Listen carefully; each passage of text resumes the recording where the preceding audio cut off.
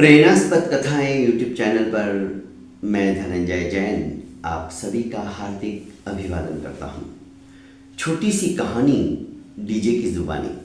दोस्तों, एक सेठ ने अपना 75वां जन्मदिन इतनी धूमधाम से मनाने की ठानी कि बस पूछो मत। उसने पूरे गांव वालों को खाने के लिए न्योता दिया। सायंकाल का समय, सूर्यास्त करीब करीब होने के लिए तैयार था। लाइटों की जगमगाहट दिन के उजाले को भी आश्चर्यचकित कर देने वाली थी। रोशनी चारों तरफ फैली हुई थी। एक सुसज्जित गार्डन के अंदर सेठ का जन्मदिन मनाया जा रहा था। हर्षोल्लास का वातावरण था। तरह तरह के पकवान बने जा रहे थे। एक कुत्ता जो कि 2-3 दिन से भूखा प्यासा था, कोई भी उसे रोटी नहीं देता था, दुत्कारता था, हड्डियों का ढांचा बन चुका था। ऐसा लग रहा था मानो कोई बीमार कुत्ता हो। वो बड़ी आशा से उस खुशबू से आकर्षित होकर गार्डन के अंदर, उद्यान के अंदर घुस गया, जहां पर सेठ का जन्मदिन मनाया जा रहा था। पकवानों की खुशबू उसे बरबस अपनी तरफ खींच लाई। सोचा कि आज तो तृप्त होकर खाना मिलेगा। लोगों की झूठी पत्तल जैसे ही बाहर आएगी तो मेरे लिए तो बहुत बड़ी दावत हो गई आज। ये सोचकर वो अपने आप को रोक नहीं पाया और उद्यान के भीतर घुस गया। जैसे उस कुत्ते को सेठ के कर्मचारियों ने देखा, सोचा कि ये कुत्ता यहां से बीच में कहां से आ गया। उसे मारकर भगाने लगे। पहले दुत्कारा, फटकारा, चिल्लाए। कुत्ता सहम कर बाहर निकल गया, पर फिर से थोड़ी देरी हुई, वापस भीतर आया। इस बार सेठ ने देख लिया।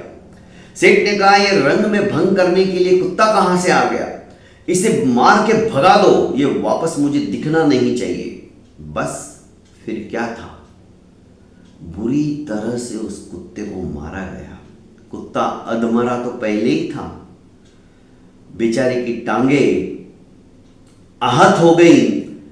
टांगों को घसीटता हुआ जैसे तैसे अपनी जान बचाने के लिए वो कुत्ता बाहर निकला। उद्यान के बाहर निकलकर वो घसीटते घसीटते सुदूर जाना चाहता था। उसने सोच लिया कि अब खाना तो दूर, यहां पे तो जान बचाना भी मुश्किल हो जाएगा। वो निकल पड़ा वहां से। एक लड़का ये सब देख रहा था। वो सोच रहा था कि कुदरत की क्या लीला है, इसके साथ ऐसा बर्ताव क्यों हो रहा है। वो कुत्ते के पीछे पीछे जाने लगा। कुत्ता धीरे धीरे रगड़ता हुआ अपने पैरों को मंदिर के बाहर तक पहुंच गया। वहां पर एक भिक्षा मांगने वाला फकीर कहीं से भिक्षा लेकर आया था। उसने आटा जो लाया था उसमें पानी मिलाकर आटे को रौंद कर उसके छोटे छोटे लोए बनाए, ताकि अग्नि जलाकर उसकी बाटी बना सके या रोटी बना सके। जैसे ही वो पानी लेने के लिए और मुड़ा, कुत्ता आया और उसने, भूखा तो था ही, उसने एक बाटी जो बनी हुई गोल आटे की लोई थी उसको अपने मुंह में दबोचा और वहां से भागने लगा तो इस फकीर ने देख लिया। उसने एक पत्थर लिया और जोरदार कुत्ते का निशाना साध कर मार दिया। कुत्ता क्या क्या करते हुए वहीं पर ढेर हो गया, बेहोश हो गया, मूर्छित हो गया। लड़के को बड़ा अफसोस हुआ, जो कि इसका पीछा करते हुए आ रहा था, कि कुत्ते के नसीब में आज कुछ भी नहीं है। उस फकीर ने भी उसको छोड़ा नहीं। आखिर नजदीक आया और कहा कि बाबा तुम क्या कर रहे हो? अरे इसने मेरी आटे की लोई बनाई हुई मुंह लगा दी, अब ये दूसरी लोई भी मैं खा नहीं सकता। कुत्ते का झूठा भला मैं कैसे क्या खा लूं? उस लड़के ने कहा, बाबा यदि यही कोई इंसान का बच्चा ले लेता या कोई भूखा भिखारी उठा लेता तो क्या तुम उसे भी पत्थर मारते? बाबा फकीर के पास इसका कोई जवाब नहीं था। खैर, जैसे तैसे उस कुत्ते की मूर्छा टूटी और वापस वो लंगड़ाता हुआ, पैर रगड़ता हुआ धीरे धीरे आगे की ओर बढ़ता गया और देखा एक वटवृक्ष के नीचे एक संत महात्मा बैठे हुए थे। वो आके उनके पास चुपचाप बैठ गया। पर जैसे उस संत की साधना भंग हुई, उन्होंने अपने लिए आए हुए सीधे में से, मतलब जो कुछ वो लेके आए थे खाने के लिए, उसमें से उन्होंने 2 रोटी निकाली और पहले कुत्ते को खिलाई। कुत्ता भूखा तो था ही, दोनों रोटी 2 मिनट में खा गया और ललचाई आंखों से जीभ लपलपाती हुई वो महात्मा की तरफ देखने लगा। महात्मा ने अपने हिस्से की भी 2 रोटी निकाल के उसको दे दी, क्योंकि भूखे को भोजन और प्यासे को पानी, इससे बढ़कर कोई धर्म नहीं है।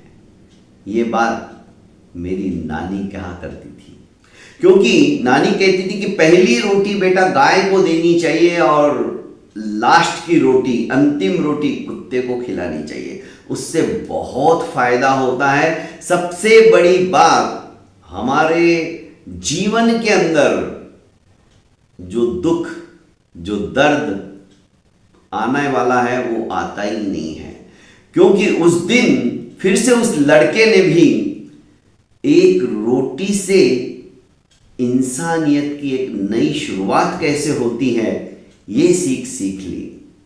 दोस्तों, वो लड़का वापस आता है और गांव वालों को भूखे को भोजन का क्या महत्व होता है। ये कुत्ता भी कोई साधारण कुत्ता नहीं था। इसका मालिक जब तक था एक कुत्ता ऐशो आराम के साथ रहता था। अरे, उसके साथ गाड़ी के अंदर सफर करता था, ड्राइविंग सीट के बाजू में कुत्ता बैठता था। पर जैसे ही मालिक गया, इस कुत्ते की हालत दयनीय हो गई। पर कोई भी पशु पक्षी या जानवर हो, उसमें भी जब इंसान आत्मा का अंश देखता है ना, तो ऐसी गलती कभी नहीं करेगा। आप जो कुछ काम कर रहे हैं उसका प्रतिरूप में वैसा ही फल प्राप्त होने वाला है, ये बात सुनिश्चित मान के चलिए। इसलिए दोस्तों, भूखे को भोजन और प्यासे को पानी तो दो ही दो, पर जो जानवर मुंह से बोल नहीं सकते हैं, उनकी भूख बहुत कुछ बोलने लगती है। कम से कम ऐसे जानवरों के हाथ में गया हुआ निवाला तो मत छीनो, उसे खाने दो, उसे दुत्कारो मत, उसे फटकारो मत। बहुत बहुत धन्यवाद दोस्तों। प्रेरणास्पद कथा यूट्यूब चैनल को लाइक कीजिए, सब्सक्राइब कीजिए और ज़्यादा से ज़्यादा अपनों को शेयर कीजिए। प्रणाम।